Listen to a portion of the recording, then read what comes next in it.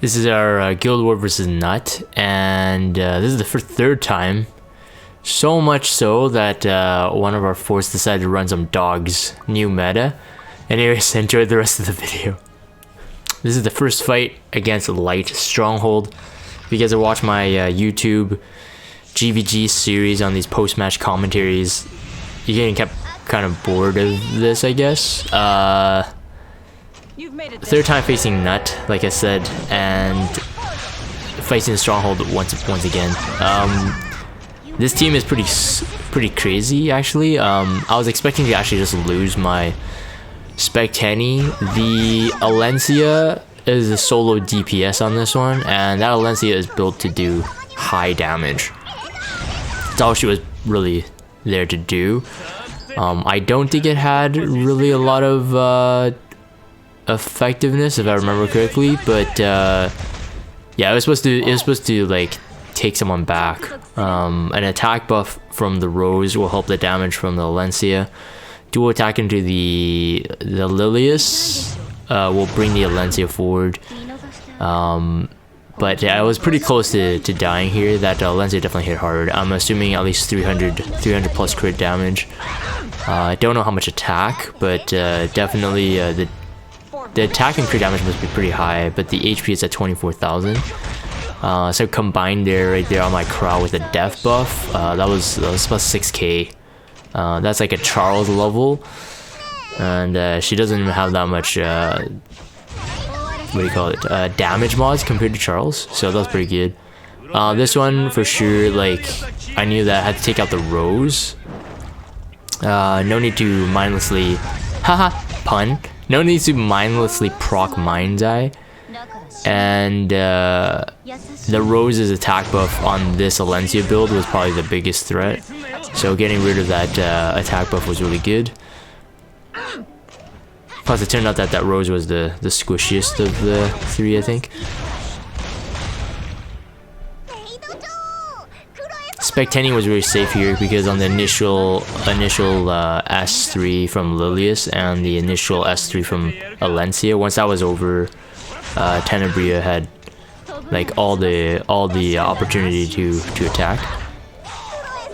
But of course the strategy does rely on you having Spectani, so if you do somehow run into a comp like this, which I don't think you would, Spectani would be a really good one. If I must fight. This one I knew going in that the Kayron hits really hard and the Charles was really fast. That's basically what my guildmates were saying. Oh my goodness, I'm yawning. That's just because I just woke up while I'm doing this commentary. So it's a hard-hitting Charles, fast, less tanky, 13,000 HP as you can see. It didn't look like the defense was really high too, but with a barrier, the shield buff, and his own death buff. Yeah, so his own death buff with MLCC's barrier, it wasn't easy. So here I kind of waver back and forth on who I should be attacking. That Kayron, that was his maximum damage, but that was with a defense buff on my Roz. So I was like, okay, gotta kill off this guy as fast as possible. The Kayron, that is. Just a bit of a spoiler. This is definitely a really risky team. I could have went with something a bit more tanky, I'd say. Safer would be to use like a Dark Corvus on this. I knew that Kayron was on his knife, like I said, but I kind of opted for this team. DN is very solid. You guys will see this. Yeah, at this point I was like, okay, I should maybe kill off the Charles, like get less added damage. So I went with the S3 right here, seeing that I almost couldn't kill him. I needed to ensure that the higher damage bond on the S3 was able to kill him there. This part was a bit risk because again, we know that Kayron crits ice, and although I already chose this path, I was thinking, okay, maybe my A-Robbie will be able to just tank this a couple turns, you know, get the cooldown cycle back. But my DN survived with 10 HP. I was in the Iggy chat when I I was hitting this and streaming it on the voice chat, and they were all like laughing. It is pretty funny. At this point of the war, or on these guild wars, they kind of know I have a reputation on the streamer luck. But I'm not so fortunate on the third fight. You guys will see. But that was lucky as well on his side. But I was lucky here. 108. So survive with 10 HP. Survive with 108 HP. And the reason why I just stalled there, I'm typing LOL. Anyways, went with a riskier comp. Like guild wars right now, unless you're competing in like the top 3 or whatever, like it's cool to try hard, but it's also cool to try new things. So you don't just go with like a Dark Corvus all the time. But sometimes I still do it. Depends on the fight. I just think right now that there's so many heroes, and with gear quality, with the I-90s, gear quality being high, you could run so much other stuff. But I love my Arabi more so. I want to make her a lot better. Anyways, that was this one for light. So really good fights. The second one, credit to Artorio, one of my guildmates. Super cool. You guys have seen me run this if you guys are watching my GVG and chronology, facing this kind of team. Bazaar, I use the ML Chloe, and Artorio on this fight, he was just like watching. He's like, huh. As I was like setting up, he's like, huh. I wonder if there's like a better way to deal with this comp. And then like a minute later, as I'm setting up, about to go in, he's just like ML Angie, and I'm like, oh my goodness, so smart. You got the attack buff just like you would for ML Chloe, but at least Arbiter Vildred won't have a second life in order to kill the ML Ken. So the risky part with ML Chloe or any other type of comp is that if you go with C-Arm and Alina, you protect ML Ken, but you risk him not killing anyone. I.e. if that RB was on Moonlight Dreamblade, was on, you know, some kind of RNG, and you don't kill them in one shot because no attack buff, then you're kind of screwed. This was really fast. Yeah, I'll lose the Bazaar. Ways to improve this team. Well, my Bazaar was on an effectiveness ring for defense and RTA or whatever. But going into this comp, honestly, swap a HP ring on him, and I think he's good to go. Mine's on a defense neck, so it has a 1600 defense. If I have an HP ring on, he would probably survive it. The cleave, at least both Charles and RB cleave, especially there's no attack buff on either. That would probably work.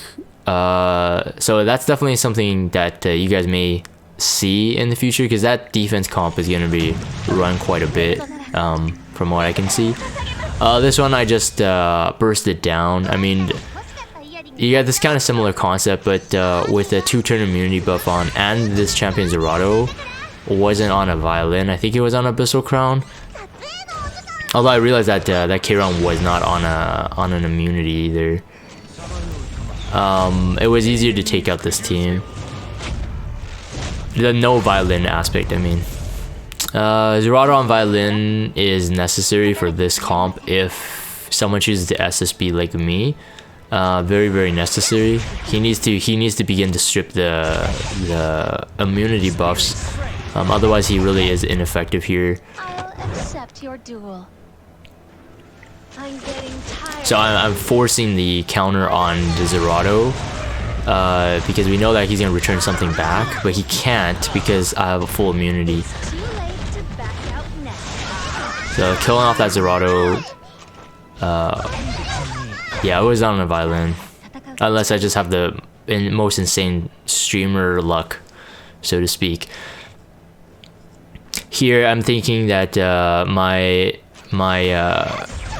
immunity buff is out on DN, so that if I do attack that Zerato, it will eventually pass it back to my DN, like if I get unlucky. But here I knew that I had to wait just one more turn. One for the heal, and the second one because of that. I could have, to be honest, I could have waited one more turn to ensure I get one cleanse. Run before it's too late. But at this point, the threat is pretty much over. Diane didn't really need to buff. She's not gonna die.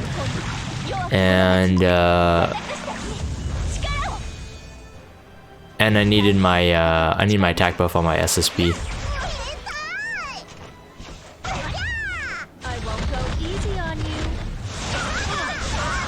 I landed the death break on the Zerato, but he would return to here.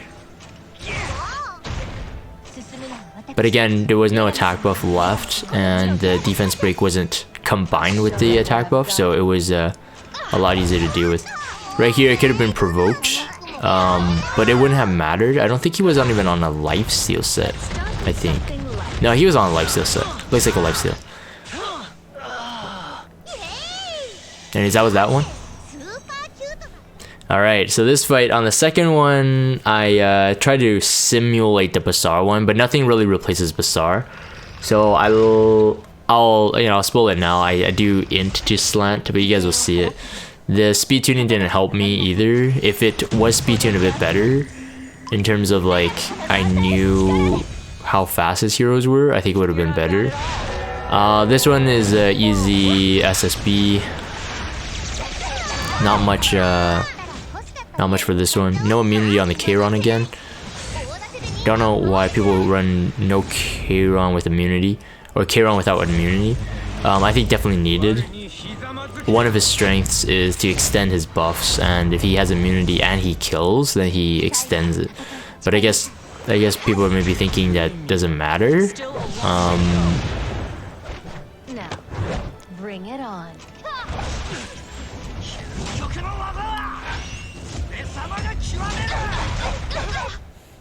Yeah, this SSB DN auto comp is definitely something I consider for creating a defense team as well. So not only is it can it be cleaved, but can it be SSB invincibility cheesed. I kind of like this aspect, to be honest, because like the other portion is you deal with RB defense all the time. So it's kind of like one is difficult, one is free. So this one would be the free one in this fight. The RB one, yeah. So I give a shout out to Slant. He actually came to my stream. He's just like wondering what happened. Like, did I get RNG'd? And I don't know if I really made it clear, I guess. But Slant, if you're watching this, then you kind of see what kind of happened. Regardless, I mean, the safest comps to take to Slant's team 2 is pretty common now, but I don't know if people still want to run it. It's the Dizzy Green Armin Akate's comp. I mean, really, you could put a Dark Corvus in there and it'd still be decently safe, as long as your Akate is pretty fast and heals pretty well. So I was too fast here, my Raws, so the skill null wouldn't have been broken. But like I said, the speed tuning is really well done on Slant. Like, there's pretty much nothing I can do to slip in, especially with the given the CR boost RNG or CR RNG on the initial load in. So this part is pretty bad. ML Angie going after RB is not good either. Yeah, but basically, yeah, once you break the skill null and your MLK gets a turn, ML Angie is not the best one on this fight because of the speed buff given to the MLK as well. So it guarantees that you won't get lapped, which is not good in this fight. The defense buff from Roz is good, but again, the skill null is the problem with MLCC.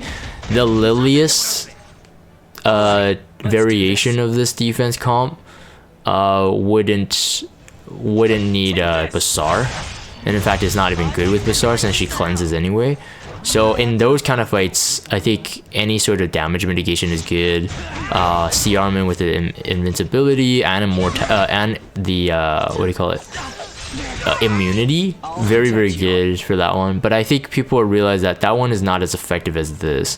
A big beefy shield on that MLCC for the RB is really good. Also in this fight, my ML Ken is not on crit chance. which is also another reason that I struggled with this. So he wouldn't have any crit chance, and then my Roz is taking a ton of damage with his Aureus. There was no way I could win this one either because I lost my ML Angie. So speed tuning was good again, like I said. Even though I got Prophetic Candlestick, she died before she got a turn. Otherwise, she could have kept it up. And then this forces the RB to, you know, survive. Even with a greater attack, I had a defense buff, so there was still some opportunity to potentially win, but I didn't heal enough. Here was a risk. You could go for one single punch on the Charles, and it still would have risked because it was on a counter, I believe. But I procced the Elbrus, so that's the main reason I lost here. Yeah, and then that would have one-shot me right there. If the Elbrus didn't proc, and I'm still not sure, maybe he wasn't on a counter. But I was thinking, okay, get the defense break, and then that way, if he doesn't counter and then he hits, it's an ensured kill. But regardless, it was a definitely I could try something a bit safer next time. Now that I think about it, but I think people want to see some new comps. So anyways, that was my int versus slant. I think it's third war versus nut with very quick succession, to be honest, but that's it for this one. If you guys have Discord, check out the Discord server, follow me on Twitter, subscribe to YouTube if you haven't. As always, thank you guys for watching, and I'll see you guys next time.